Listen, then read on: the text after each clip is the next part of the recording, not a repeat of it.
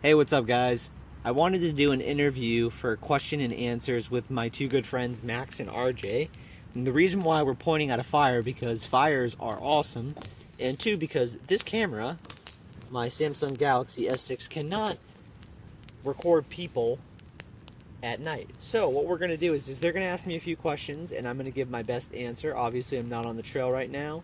I will be starting May 16th. And I'll be starting in Massachusetts and Connecticut to do some conditioning. And once they open up the mountain in Maine called Mount Katahdin, I will go up there and I will start hiking from Maine to Georgia. So again, Max and RJ are going to ask me a few questions, and I'm just going to answer them to my best of my ability. So, RJ. Hey, I'm RJ. And he's Max. So, I've been wondering this for a while, Jameson. All right. And I feel like this is something that we can't just work around. We gotta just put it out there. I'm just gonna throw it out there. First question: How do you poop on the trail, dude? How do you poop on the trail? Well, there are multiple methods.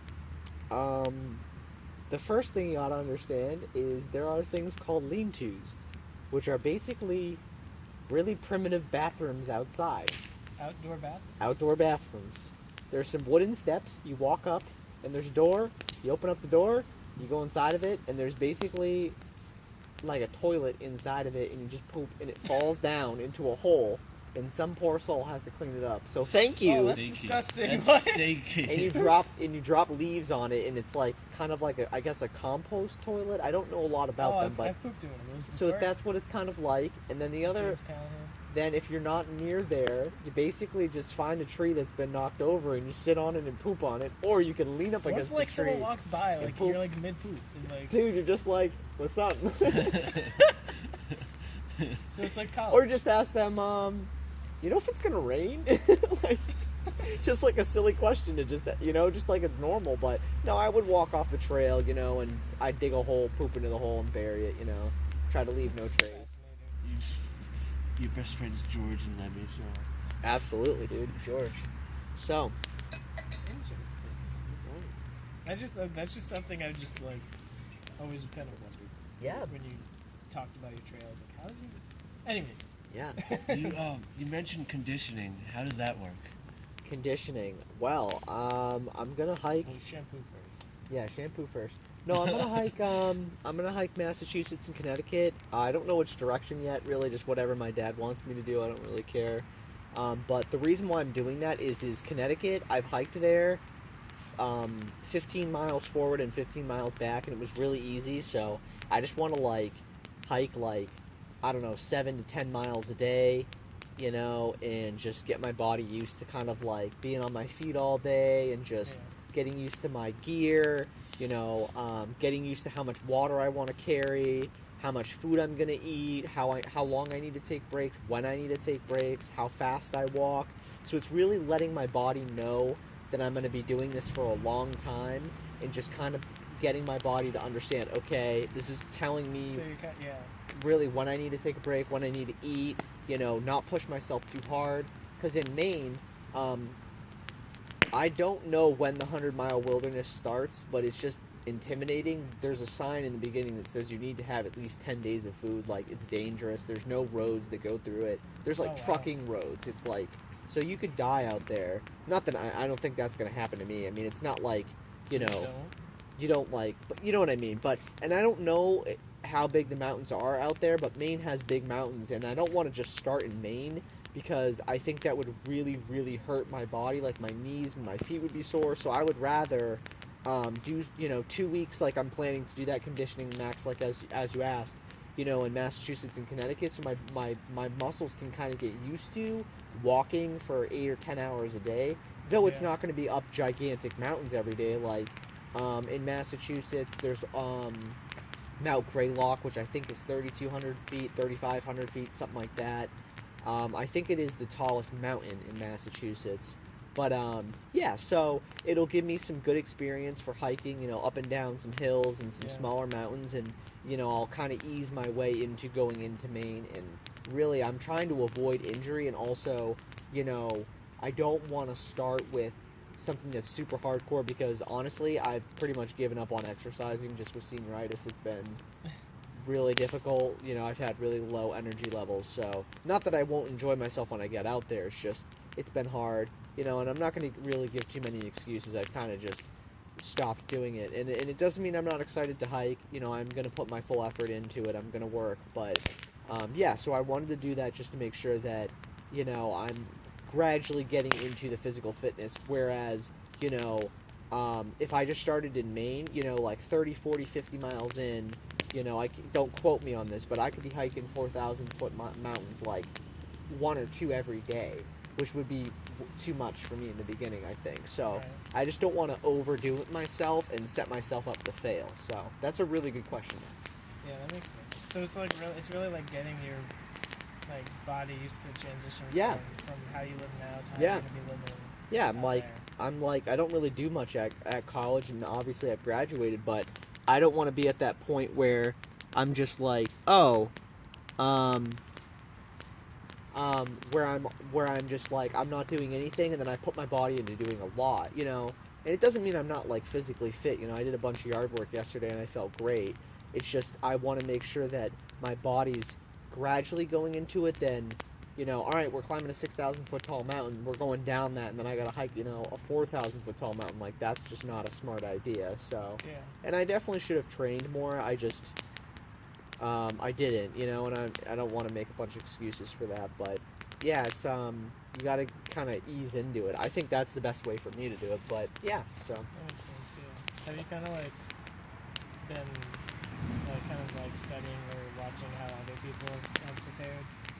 yeah, I've watched all the videos of Corey McPherson's brother Okay. hiking the Appalachian Trail. I also watched all Redbeard's video, who's another YouTuber, and Homemade Wanderlust, which is the desire to travel. I think that's what that means, Wanderlust. Yeah. So, and I've watched their videos, and I've watched, you know, pre-hiking videos, and probably too much. I've read a few books, Hike It Forward, Appalachian Trials, How to Hike the Appalachian Trail, and I'm currently reading Odissa, which is the female version of Odysseus. And I've only read like a chapter of that. I really need to get back into it. But yes, I have done a lot of research and looked into how people have done it. Basically, people say for getting physically fit, you just need to hike a lot every day. And Hike It Forward, this guy was like 70 years old. He took a sabbatical from being a principal in like an elementary middle school combination, and he hiked 2,200 miles, I think, before he even left. Oh wow. So yeah. he really wanted to make sure that he hiked a lot before he left. He'd go on day hikes and weekend hikes and all that stuff. And I just don't think I had the energy to do that just at school, you know. So yeah, I didn't do that. Obviously, I've done a lot of hiking, but I don't have a lot of experience with, you know, backpacking and long distance backpacking. But, you know, the guy who wrote Appalachian Trials, I don't think he ever had gone backpacking before he left, and he made it all the way there, which is pretty crazy. He did run, I think he had ran a marathon before he did it, so he was a physically fit guy. He was very determined, but Yeah. he gave a lot of examples about writing a list of what hiking the Appalachian Trail means to you. The second list is what, if you finish it, what does it mean to you? And the third one is if you fail, what does that mean to you?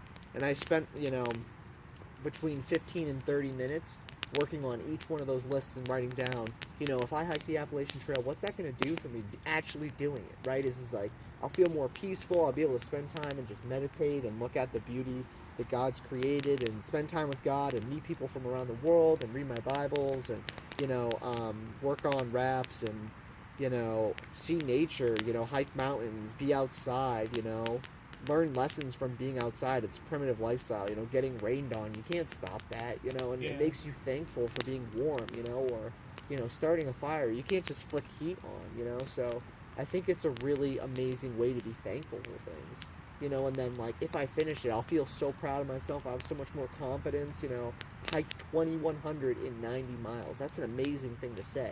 Not that I'm going to walk around and brag about it, you know, like, but I think I'll feel really good about that, you know. Yeah, And then for sure. if I were to fail, I think I would be, you know, frustrated.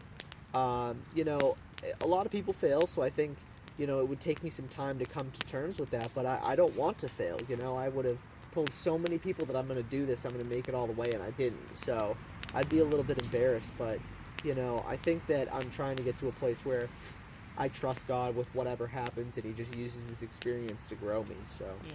that's another really good question.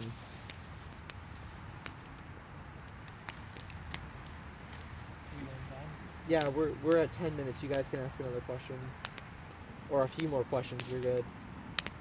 Yeah, I kind of asked the follow-up. How do you take care of food on the trip? It's a good question. So, depending on the stretches of where I am and how I'm feeling, I'm assuming I'm going to hike like 3 or 4 days, 4 or 5 maybe. I don't know. 3 or 4 days probably. That's what I've heard is a good amount of days to hike. Like, before taking, like, a rest? Well, hiking on the trail, and then you'll hike into a town, and you'll get more food. Oh, okay, yeah. So food, like right now, I packed up like 2 1-gallon Ziploc bags and then partially a part of another one just for food. And that's for like 4 days, you know, so it's a lot of food. You eat a ton of food. And food is one of the heaviest things you carry along with water, sleeping bag, backpack, tent. You know, those are some really, really heavy things. So, the reason why every 3 or 4 days was because of weight, and then, you know, it's good to get into a town and, like you said, like take a rest. Just maybe sleep in a hotel. You know, I don't know how often I'll do that. I think I'll do it like, I don't know. I really don't know. You know, it might be like once every like 9 days or 2 weeks, or in the beginning, you know, I might not want to stay in a hotel for like 2 weeks. You know, I might just be loving it. You know, Yeah. really depends on the weather. You know, if you know a big rainstorm is coming, some people will hike into a town and just say, hey, I'm going to just stay in a hotel. I don't want to deal with that. You know, That because makes sense, yeah. you know, you can stay in a lean-to, but if the lean-to's full, it can only hold so many people depending on how big it is. So there's a lot of factors that go into it. So, and that's like those like cabin things that you Yeah, sleep in. it's basically like a cabin without a front to it. There's nothing in it. It's just a wooden floor. They hurt your back when you sleep in them if you don't have a good sleeping pad.